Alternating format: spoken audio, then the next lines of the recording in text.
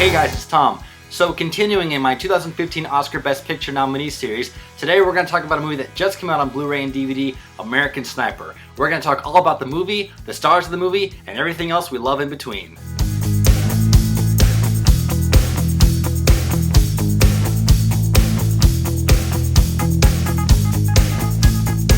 So we're talking about American Sniper, starring Bradley Cooper and Sienna Miller. Sorry if I messed that up. And joining me is my friend Garrett Hicks. Garrett, welcome to the show. Hello. So we're talking about American Sniper. So first things first, let's just get initial impressions out of the way. When I saw American Sniper, you know it was a film that I watched because I wanted to see all the Best Picture nominees before the ceremony. Yeah. And but that being said, I still thought it was a very good film. A lot of war.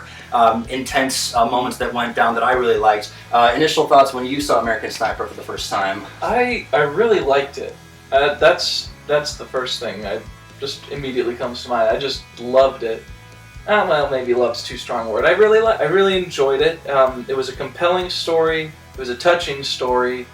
Yeah, it was very good. Mm-hmm. I can see exactly why it was nominated for Best Picture. Totally. And we should say right off the bat that this movie is taken from Chris Kyle's autobiography of the same name, and despite some creative differences, because that always happens in Hollywood, I thought they did a very fine job doing it. Mm. So let's talk about Bradley Cooper as Chris Kyle. Now, Bradley Cooper as an actor is someone I really liked. He's always been a guy for me who could sort of find that balance between comedy and drama. If you look at his past two nominated roles, American Hustle and Silver Linings Playbook, they were both classified as dramedies. A lot of funny lines ensued, but for the most part he played a very serious man in whatever role he is. So I've always liked him as an actor. Do you have any thoughts on Bradley Cooper?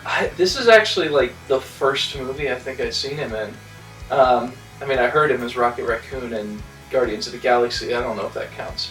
But no, I hadn't seen him he was in The Hangover, right? Yes. Yeah, I hadn't seen that because I don't go for those kind of comedies. I hadn't seen either American Hustle or Silver Linings Playbook, so this is the first time seeing him, and he is a really talented actor because I've seen footage of Chris Kyle in interviews at news stations. There was one he did shortly before he died with Bill O'Reilly that I've seen here and there. Then I could tell that Bradley Cooper had studied a lot of footage of Kyle and had seen something that he could relate to, something that he could reproduce, and he must have talked to Mrs. Kyle as well. I wanted to go back to Hangover for a second because this is the first film that I've seen in him where Bradley Cooper just went full dramatic. Because Hangover was sort of like his breakout movies, and then he's done comedies here and there. And the two I mentioned, Silver Linings Playbook and American Hustle, they were funny. This was the first time for me where there was hardly any comedy at all, and it was very much, I enjoyed watching him giving his dramatic performance to a T. In fact, he got nominated for Best Performance. Yeah, and I could see why Eddie Redmayne won just from the trailers for Theory of Everything, but I gotta say, Cooper probably gave him a run for his money in the Academy. What I really liked about it is that Cooper's been a guy that, if he's not careful, the movie, if he's in an ensemble cast, if he's not careful, it's all about him. Because he always seems like a guy that if he was, I don't know, drunk or something, to me he seemed like a guy who could be hogging attention. And for this movie, I like that he's very quiet, especially like when he's at home with his wife. I didn't see a lot of like tension between him and his wife, and the fact that he actually does a lot of things. A lot of the crap he kind of just takes in and kind of doesn't do anything. Yep. Really, the only times he freaks out are kind of reserved for the wars that he fights. And I don't know Chris Kyle personally, but I'm willing to assume that was kind of his personality. Just a guy who was very focused and concentrated on his job, and was just that kind of guy. Maybe he wasn't sociable if he didn't really know you, but very committed to his job and kind of a likable guy. And I think Cooper did that really well. What do you think about that? Yeah, I agree.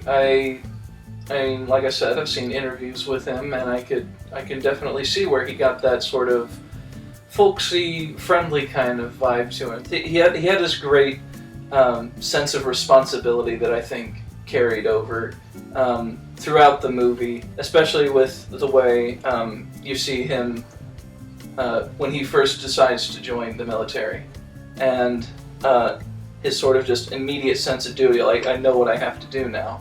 I feel like that permeated the entire thing, and that was one of the main themes, is the fact that he knew his purpose and he would never back away from it. That's One of the things I think Cooper did very well, and it's one of the most admirable traits about Chris Kyle himself.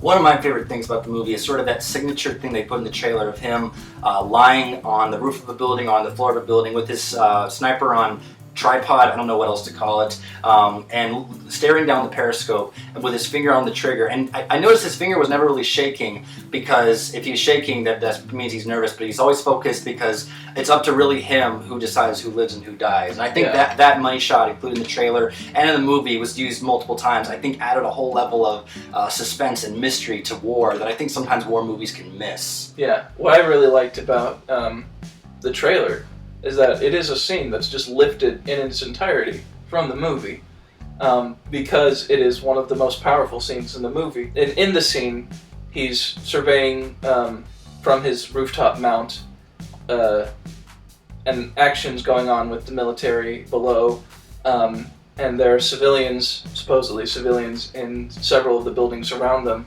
He sees some activity that's looking kind of shady. It could be just a guy on his phone.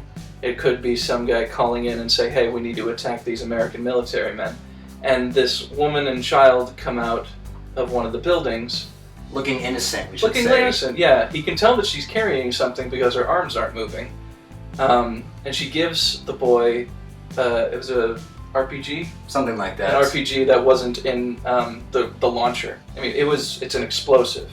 And they could very easily rig it to explode and kill or injure a lot of American soldiers. So he has to make that decision whether he's going to kill a person, not just a person, a kid. This kid must have been, what, 8?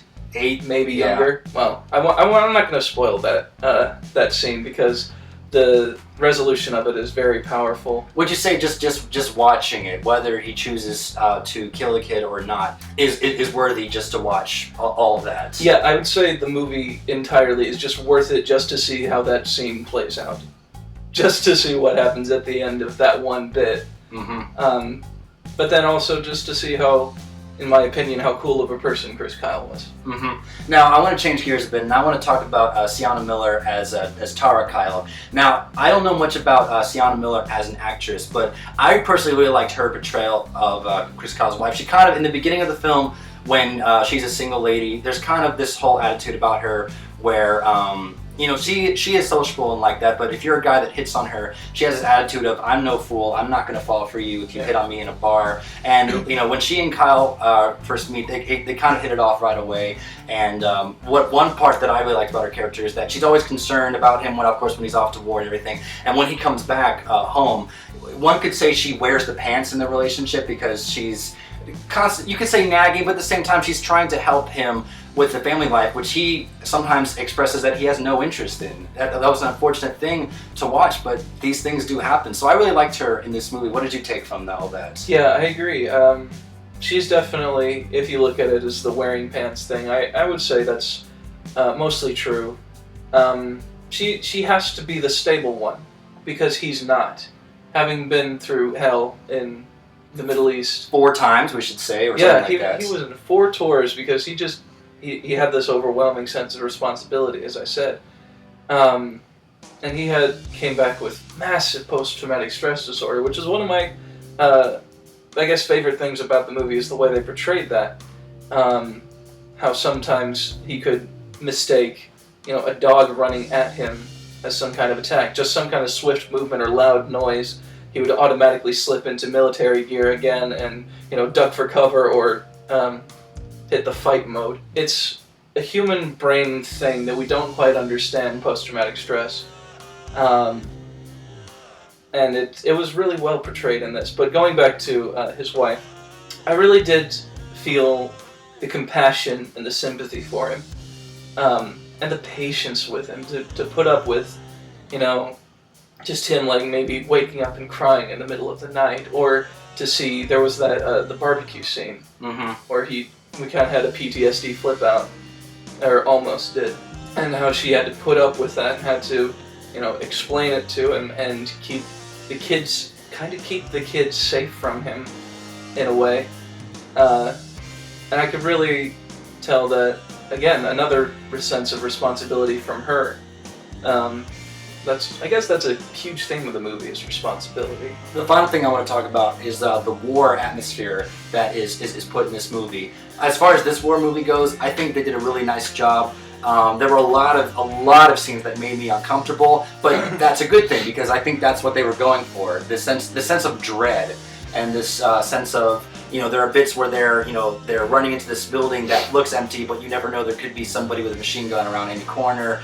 And so a lot of the things were just, you know, really, a lot of things were kind of thrown at you all at once, and you kind of didn't know what to do. So you were kind of with the soldiers, you kind of panicked, and you kind of just were with them every time they would, you know, crawl through a tunnel, every time they would have to run away from an explosion or anything like that. There was this sense of, you know, wherever they were, something could blow up any second. Yeah, I agree. And I've seen some similar movies. Like I watched Zero Dark 30 a couple years back, and Lone Survivor as well. As for like the action itself, it was on par with those, maybe a little bit under, because it was more of a character study and not a movie about war. I think that's what people are mistreating this film. They're treating it as a war film when it's really not. It is, but it's more than that. It's a character study of a soldier. There's going to be war scenes, but it's not strictly about the battles. But what really struck me about Sniper was that you're right. There was a lot more tension in a lot of these scenes because the way that they were conducting their operations, the nature of their operations, made it to where they didn't know who was on what side. They couldn't know if someone was a civilian or was an enemy unless they were wearing the right garb. A lot of these Muslim terrorists, like Al-Qaeda and such, would wear masks that basically covered their face, but some didn't. I mean, some were just, you know, average people in a house, and they couldn't know who to trust until they see where the guns are pointed. And that really shone through in that one more than in Zero Dark 30 or Lone Survivor, because it was not very obvious, but it was more obvious in those who was the antagonist in the situation. I'm just curious, have you spoken to anybody who's seen the film and what they thought of it? Yes, I've seen, like on Facebook, some people were talking about it, and I've talked to some other people about it. The people I tend to talk to about these things in my film school and things, I think they tended to see it in a much more negative light than we are. Because they were looking at very specific things, and I don't think at the big picture of the film, taking lines like when Kyle said something along the lines of, I just want to go out there and kill more terrorists. It's because he feels this overwhelming sense of responsibility for his country and for, you know, himself and his family. And I think a lot of people are taking that out of context and thinking he's just a bloodthirsty maniac, which is absolutely not the case. And that's just one specific example. I've heard other people who didn't think the plot was very compelling, somehow. And I mean, of course, there are all of the memes about the terrible fake baby, which I definitely saw and went, oh no. Well, to be fair, and this doesn't take away from the movie, but the baby is pretty much a cinder block. Oh god, it's just as plastic as it comes. But that's the biggest. If that's the biggest flaw in the movie, and I think it is, then I think we're still on par for a best film nomination. Yeah, totally. I know friends of friends who went to see the movie, and they came out with this feeling of that movie got a lot of things right. Yeah. Because I mean, you and I, we are not soldiers, so we can talk to people who have gone out there, and since they've experienced for themselves, they can actually say, you know, what you're seeing is actually pretty close to what it feels like out there. Yes, that's what I've heard as well. Is that it was the on-screen reality was close to what soldiers actually experience in the Middle East and Afghanistan, Iraq, etc. And we should say Tara Kyle was actually hands-on in a lot of the production to this movie. Yeah. So, you know, people can talk about, oh, it's not very faithful, or they you know, differed from the book. Well, that's always going to happen in Hollywood. Of course, it's an adaptation. It's how it's supposed to happen. Right, but for the most part, I think people should just kind of take away the negativity, all the controversy, and just say, look at this as a movie, a for 2 hours. Do you like it or do you not like it? Yeah. And I liked it, and it sounded like you liked it too. Yeah, I very much did. One last thing about this movie, because we've covered the movie in itself, I want to just touch a little bit about the controversy about when the movie came out. Because there were billboards that were put up in LA advertising the movie, and murder had been graffitied all over it, and a lot of people were boycotting the film because it was promoting this man who killed people as his job. And to me, I kind of thought of that as being, well, this is just all headlines because people have these jobs to go out and kill these people. So I personally thought the controversy around the movie was kind of unnecessary, but there are always going to be those people, and so I personally didn't buy into the controversy. I just looked at it, shrugged it off, and then went to see the film myself. Yeah. I hadn't heard about this kind of vandalism with these billboards, but you didn't hear about this sort of thing with like the Lone Survivor movie. Also a soldier whose job it is to kill people. He may not have killed as many as Chris Kyle did, because God knows he's the deadliest sniper in American history. Mm-hmm. But you didn't hear about this. I think it's just either a lack of respect for the man himself, because like I said, a lot of people were taking things he said out of context, and they use that alone to criticize the whole movie. Right, and also that's not fair in my opinion. No, it's not. And also, he's a person. We aren't perfect. Nobody is. He is a person with a lot of power, and we should expect, a greater standard from him. However, I just don't think that people are giving him that benefit of doubt. All right, I think that's a fair statement to make about the film. I think it didn't happen before, like with the vandalism, and I don't think people are giving him his due now, unfortunately. Right, but hopefully, you and I are the exceptions who go to this movie, and we have a whole lot of respect. And yeah. I think more people need to check the movie out instead of dismissing it and be like, oh, it's this person who kills, I don't want to see this. Yeah, and I even think that you shouldn't go see it because of Chris Kyle himself, even though that was a fantastic reason to do it. But I think the best reason to go see American Sniper is to see what exactly veterans have to deal with, had to deal with, what the soldiers are doing over there now and we're doing over there. They deserve a lot of respect, and this movie absolutely proves it to me that what they're doing is worth it, and they should be respected for it. Mm-hmm. I think the last thing that I'll say about the movie is that if you're somebody who enjoys watching movies, whether it's your job or you just enjoy doing it, and you've dismissed this movie as just another war movie or, for whatever reason, I would say, well, look at the film, look at the reviews it's gotten, look at especially all the nominations it got. I think this is a film that kind of has to be important right now to see. So I think if you're a film critic or just someone who enjoys films and you kind of just written this off, I think you may have done something wrong. I think you should check it out. Yeah. So I think that concludes our review of American Sniper. What did you think of American Sniper? Comment down below. And check Garrett out on YouTube. We also run a podcast together called Triple Threat, so subscribe to that. And Garrett, thanks so much for being here. Definitely, Tom. All right, and I'll see you guys on the next installment of the 2015 Oscar Best Picture nominees.